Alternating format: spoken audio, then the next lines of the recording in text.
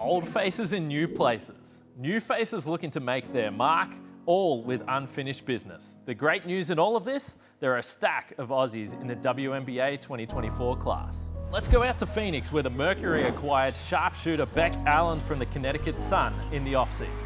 Beck Allen just coming over. Along with Allen, the Mercury targeted rookie guard from Nebraska, Jazz Shelley, in the draft. Great hands by Jazz Shelley. Aussie. Who averaged 13 points and 6 assists for the Cornhuskers. 2 years after getting waived from the Los Angeles Sparks, a refined and mature Amy Atwell looks to make Arizona home. Off the court, from the bench with the Sydney Kings to the Mercury front office, Fleur McIntyre tips off her first season as assistant GM. To LA we go, and Opal star Steph Talbot is looking forward to make her WNBA return after tearing her ACL. Oh, what a rejection from Talbot. Talbot was last seen in the WNBA playing for the Seattle Storm.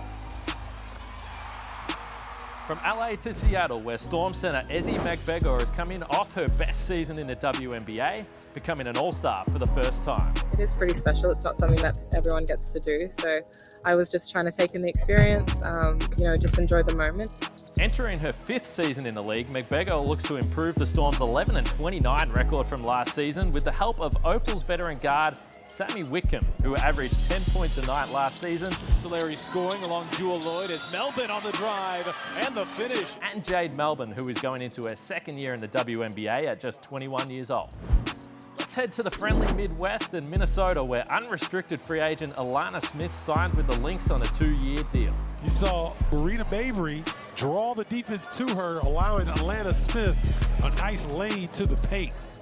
With a good run of health, Smith is coming off a career-best season in Chicago, averaging 10 points and 7 rebounds. To Indiana, where Caitlin Clark is not the only story as far as we're concerned. What about Christy Wallace? The 28-year-old returns for a 2nd season with the Fever. Last campaign, she buried a scorching 44% of her tries from long range.